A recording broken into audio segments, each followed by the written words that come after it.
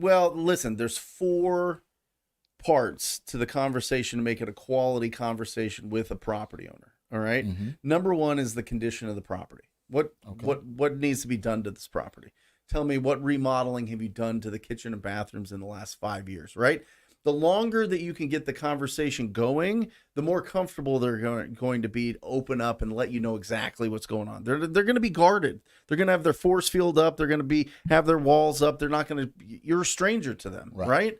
And so they're going to be kind of standoffish. So you just kind of ease into the conversation. People are more comfortable talking about the condition of the property than they are their own emotions, right? So you start talking about the condition of the property, and then all of a sudden things start coming up. Oh, my tenant destroyed it. Or, oh, I've had it vacant. It's been broken into a bunch of times. It needs a lot of work.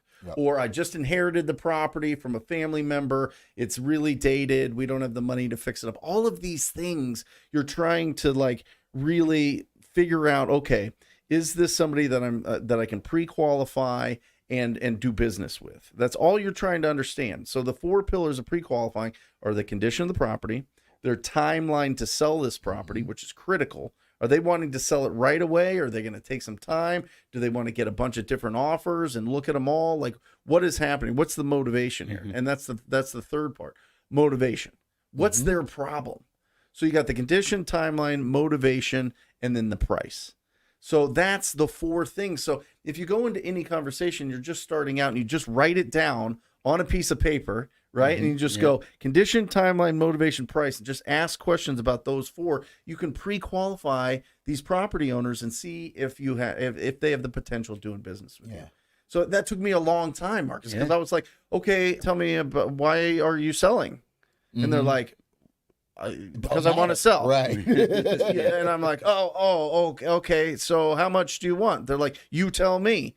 So it's like this like cat and mouse game where, you know, you're trying to get some information. They're trying to hide it and the whole thing. So if you just go in with the condition, timeline, motivation, price, typically they'll give you all those. And if you get those 4 things, then you know you got a quality lead. And let's go into, so going back to the first one with the conversation and building a rapport and everything, I think, because like you said, I just want to sell. But I think if you go through your process that you explained, you'd notice that you could get a number out of them, more likely. But let's talk about the importance of also making the offer, even if they don't give you a number to work with or something. Because I remember one of the first deals I learned this on was a house on Chipman in South Phoenix years ago. And he was like, big business owner, renovated the house. He was like, just give me your offer.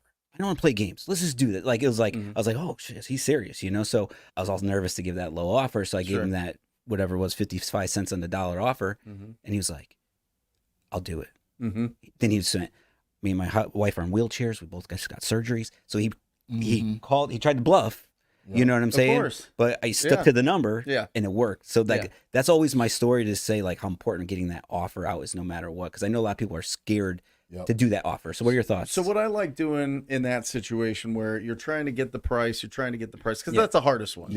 Typically. Now, the best deals that we do, they just tell us, you give me $150,000 for this, and it is yours. I will sign yesterday. And you're like, I don't know. Let me think about is that the best you can do? Write it down. Is that the best you can do? Right? You don't say yes. Is that the best you can do? Right? So if they're not giving you a price, what I like doing, again, 55 cents on the dollar, 50 cents on the dollar, whatever it is, you can literally go to Zillow. And if it's above $250,000, I like offering 50%. And the way that I would do that, and let me give you 3 ranges, okay? 250 and above, 50%. All right. 250 and between 250 and 100,000, I'm at 35%, and below 100,000, 10%. So it just depends on where people are listening. If you're in Phoenix, you're going to be at 250 and above. All right. So 250 and above, I like saying, listen, I'm just looking around.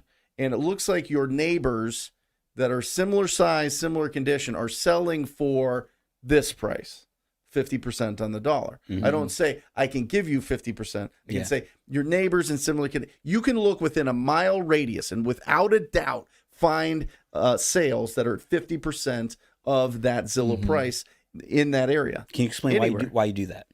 So I do that because I'm making an offer but not making an offer. Because if they're like, If they get really, really offended by it and shut it down, then it shuts out all creative options, shuts down all rapport, right? They get offended, they hang up, and now you're done, right? But if I do a softball approach to it and I say, hey, listen, it looks like your neighbors in similar conditions, similar size are selling for this price, then they're like, oh, okay. Either they're like, oh, they're crazy. I would never sell for that. I need at least this. Or they go, yeah, that sounds about right. It's like, don't kill the messenger. It's like, Right. I'm just saying, like, and on the other end of that, I do that with the ARV. I'm like, okay, with all the bells and whistles, the stainless steel, it's 400,000. Is your house? Where are you at in that? You know, it kind of helps to put it in their own brain. Right. You know. Yep.